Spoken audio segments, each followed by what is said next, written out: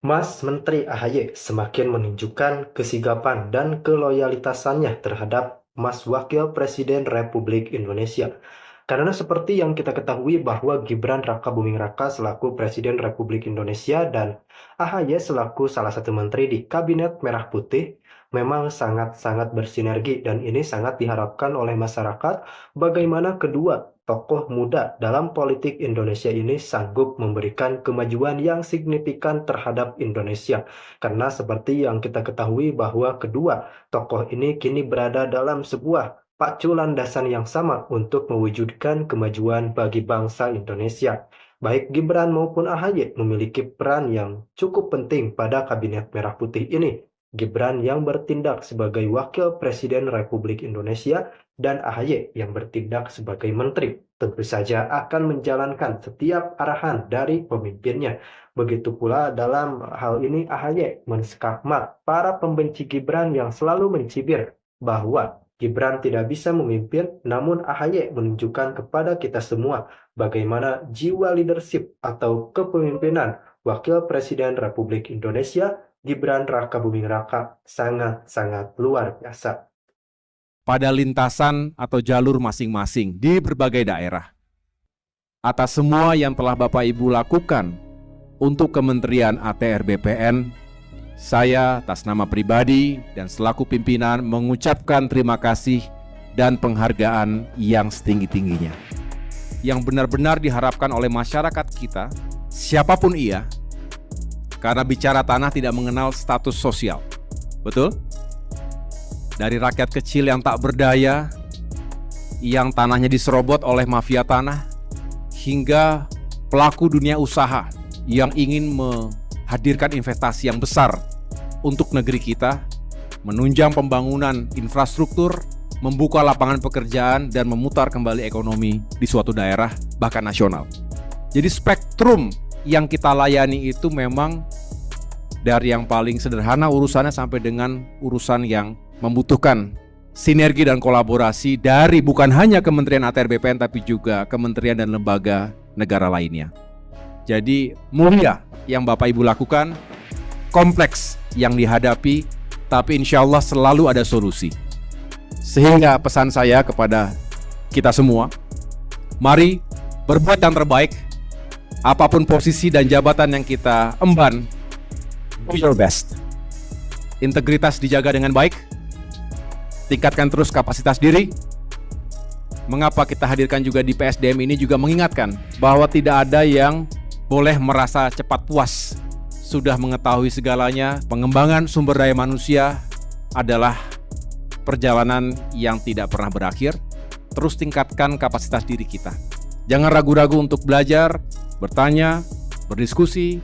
Para senior juga terus memberikan pengalamannya, termasuk pencerahannya kepada adik-adik di bawahnya, tapi juga para senior harus membuka diri untuk mendapatkan masukan dari bawahan dan dari adik-adiknya. Setuju ya? Karena itulah organisasi yang sehat dan kita di sini sebagai sebuah keluarga yang ingin anggota keluarga lainnya juga semakin sukses dan terhindar dari masalah. Selebihnya mari kita kawal pemerintahan Presiden Joko Widodo yang sebentar lagi akan diserah terimakan kepada pemerintahan baru yang dipimpin oleh Presiden terpilih Bapak Prabowo Subianto, dan mudah-mudahan jika kita kawal dengan baik, kita kejar target-target yang sedikit lagi bisa kita tuntaskan sambil mempersiapkan landasan berikutnya agar pemerintahan 5 tahun ke depan bisa melanjutkan segala hal yang baik, take off lebih tinggi lagi, menjalankan tugas pengabdian kepada masyarakat, bangsa, dan negara. Pertama, tentu saya mengucapkan terima kasih atas undangan dalam rapat kerja sore hari ini, dan saya juga ingin menyampaikan apresiasi dan penghargaan atas peran serta dan dukungan positif dari segenap anggota Komisi 2 DPR RI dalam setiap program, kegiatan, dan anggaran Kementerian ATR BPN. Sebagaimana disampaikan dalam surat undangan nomor P1025/2024 tanggal 26 Agustus 2024, rapat kerja hari ini membahas tentang penyesuaian rencana kerja dan anggaran Kementerian tahun 2025 sesuai hasil pembahasan Banggar DPR RI dan penetapan pagu alokasi anggaran tahun 2025. Adapun agenda akan membahas pagu anggaran 2025 dan prioritas kegiatannya. Insya Allah rapat kerja ini akan menghasilkan output yang optimal untuk menghasilkan keputusan dan kesepakatan antara legislatif dan eksekutif dalam penentuan pagu anggaran bagi Kementerian ATR BPN pada tahun 2025. Sebelum membahas agenda pertama tentang pagu anggaran, izinkan kami melaporkan perkembangan capaian kinerja pelaksanaan anggaran tahun 2024 sampai dengan akhir bulan Agustus yang lalu.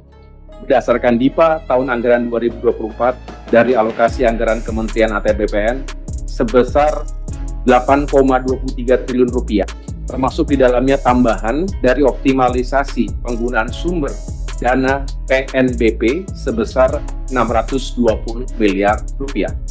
Telah terrealisasikan sebesar 4,75 triliun atau sebesar 57,77%. Capaian ini insya Allah lebih baik dari tahun lalu, di mana realisasi dari Januari hingga Agustus 2023 adalah 52,45%.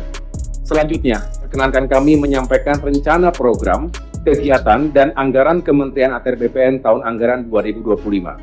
Sesuai surat bersama pagu anggaran Menteri Perencanaan Pembangunan Nasional dan Menteri Keuangan nomor S612/2024 dan P480/2024, pagu anggaran Kementerian ATR BPN tahun anggaran 2025 sebesar 6.454.781.052.052 rupiah. Angka ini sama persis dengan pagu indikatif sebagaimana kami laporkan kepada Komisi 2 DPR RI pada tanggal 11 Juni 2024. Namun dalam rinciannya ada sedikit penyesuaian untuk beberapa program. Khusus untuk program dukungan manajemen tidak ada perubahan, yakni sekitar 4,27 triliun rupiah. Sedangkan untuk program pengelolaan dan pelayanan pertanahan ada penyesuaian dari laporan pada pagu indikatif dari sekitar 2,03 triliun rupiah menjadi 2,02 triliun rupiah. Dan untuk program penyelenggaraan penataan ruang ada penyesuaian dari sekitar 143 miliar rupiah menjadi 156 miliar rupiah. Sehingga ada pengalihan sebesar 13 miliar rupiah dari program pengelolaan dan pelayanan pertanahan ke program penyelenggaraan penataan ruang.